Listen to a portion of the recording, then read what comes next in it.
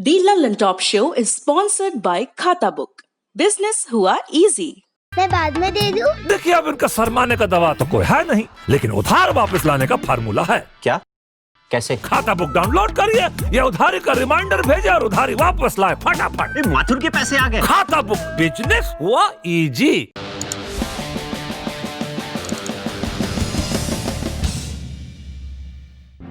नमस्ते, सौरभ द्विवेदी नाम है हमारा और आप देखना शुरू कर चुके हैं दी ललन टॉप शो।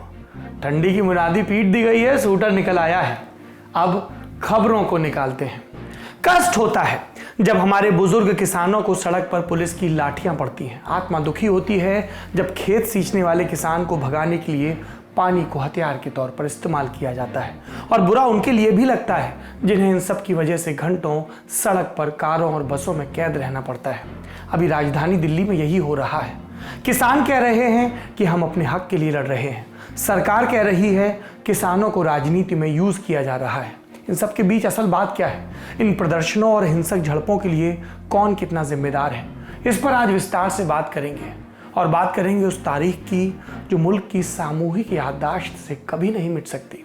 12 साल पहले 26/11 का जख्म देने वाले कितने गुनहगारों को आतंकवादियों को सजा मिली। हमारे शहीदों की कहानी, हमारे जज्बे की कहानी, मुंबई शहर की कहानी, सब पर बात करेंगे। लेकिन रवायत के हिसाब से सबसे पहले दिन का वीडियो।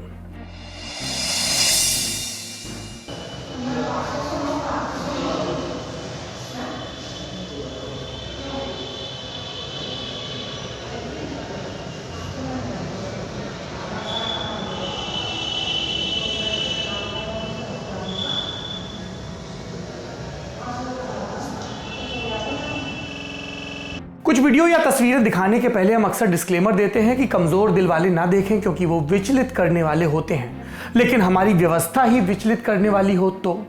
ये वीडियो यूपी के संभल जिले का है। जिला अस्पताल परिसर में स्ट्रेचर के ऊपर रखे शव पर कुत्ता अपनी जीभ चला रहा है। आपको लगेगा कि ये तस्वीर बुनियादी मानवीय गरिमा को चुनौती देती है। सही लगेगा। शव महज 13 साल की एक लड़की रिंकी का है, जिसकी 25 नवंबर को सड़क दुर्घटना में मौत हो गई। डिडौली थाने के हसनपुर कला की रहने वाली रिंकी अपने भाई पवन के साथ बाइक से पेट्रोल पंप की तरफ जा रही थी ताकि खेत में सिंचाई का काम हो सके। बाइक का ट्रक के साथ एक्सीडेंट हुआ, पवन घायल हुआ, रिंकी की मौत हुई और इसके बाद रिंकी का शव अस्पताल लाया गया। आगे की तस्वीर आपने देखी। परिवार अस्पताल पर लापरवाही का आरोप लगा रहे हैं। सुनिए परिजनों की बात। आपकी बच्ची एक्सीडेंट में एक्सपायर हुई है। हाँ। जो जिला अस्पताल आप लेके आए हो। हाँ। तो बॉडी कहाँ पे रखी हुई है? अस्पताल में है जी। क्या मामला है फिर? ये कोई देखभाल नहीं है। हुआ क्या था? ये हुआ चाट रहे हैं बच्ची को। हम तो अभी आए।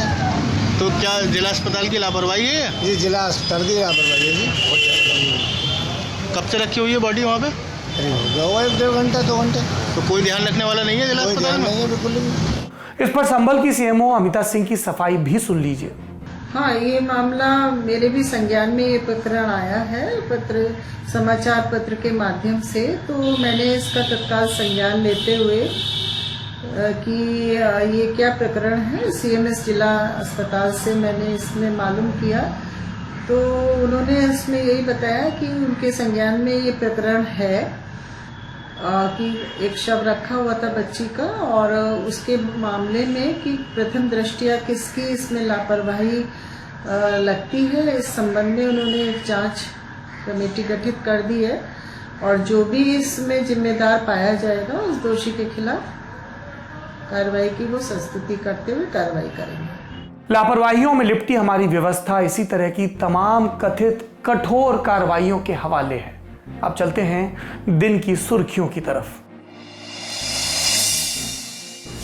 पिछले 24 घंटे में कोरोना के 44,489 नए मामले सामने आए। 524 लोगों की मौत हुई। इन्हें मिलाकर संक्रमण के कुल मामले हो गए हैं 92,66,706। एक्टिव मामलों की संख्या है 4,52,344।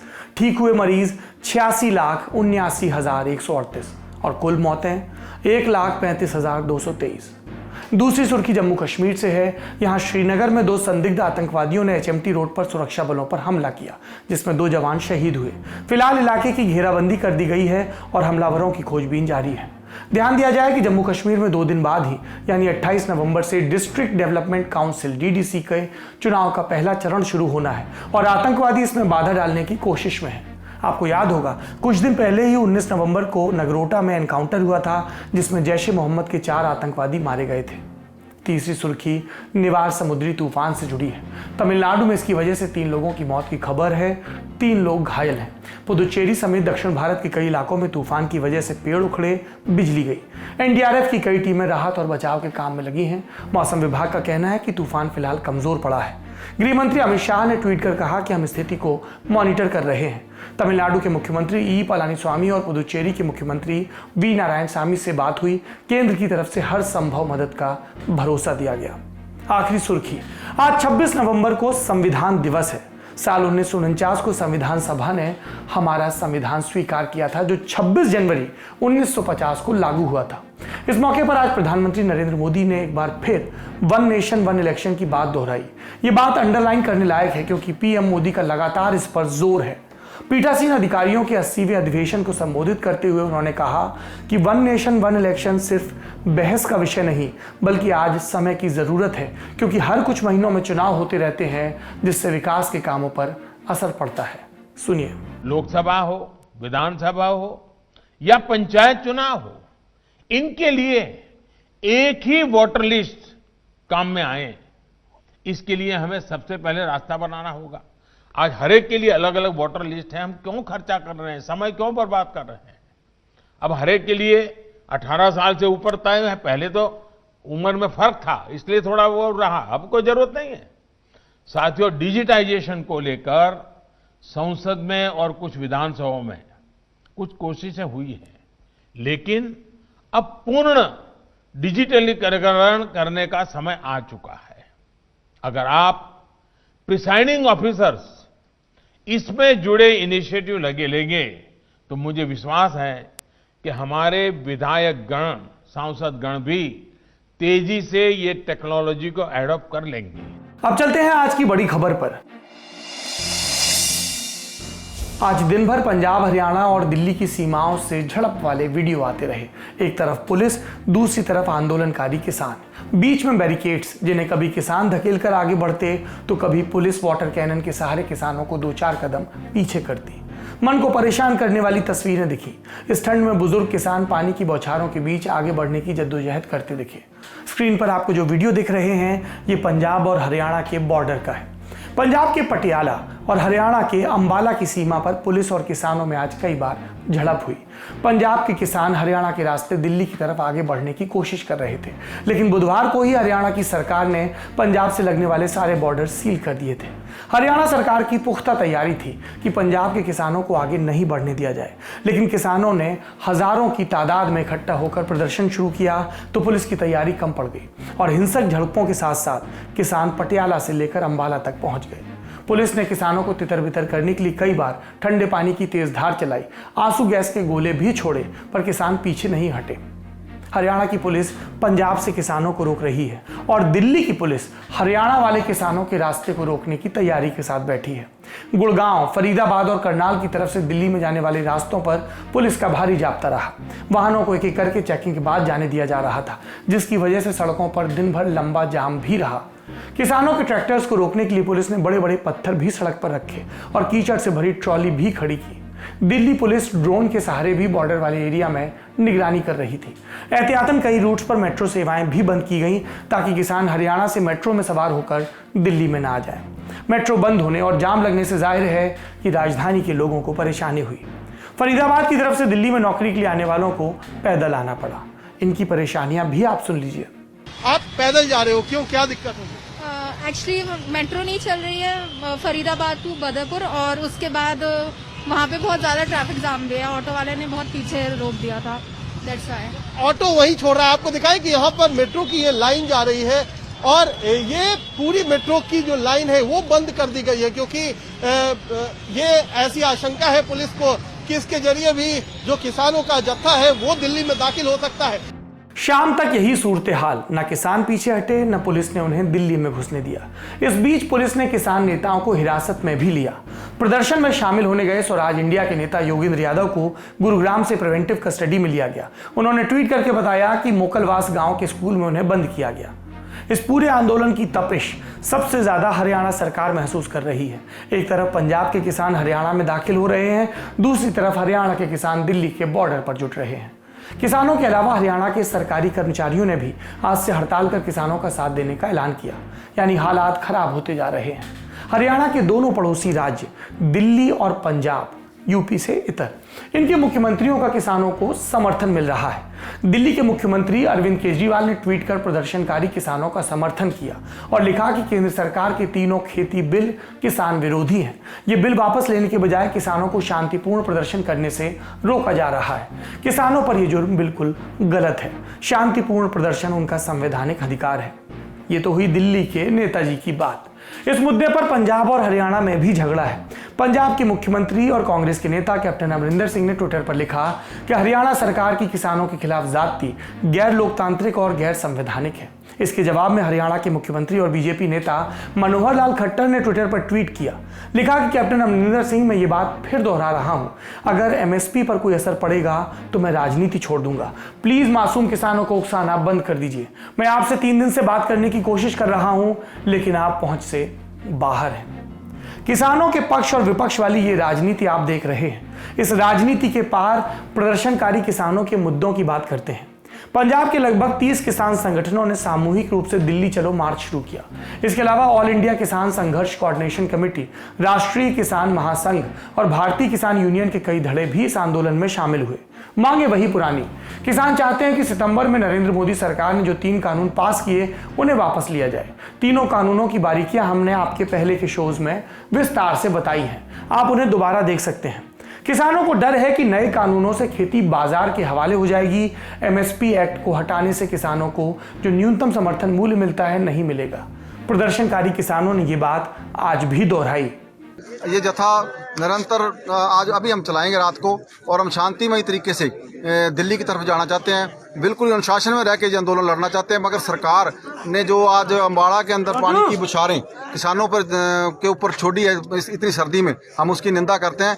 हम शांतिमय तरीके से आंदोलन करना चाहते हैं। सरकार टकराव की स्थिति पैदा ना करे। हम किसी भी किस्म का टकराव नहीं चाहते। बिल्कुल अनुशासन में जाएंगे। किसी भी किस्म की कोई भी हमारी तरफ से कोई गड़बड़ी नहीं होगी।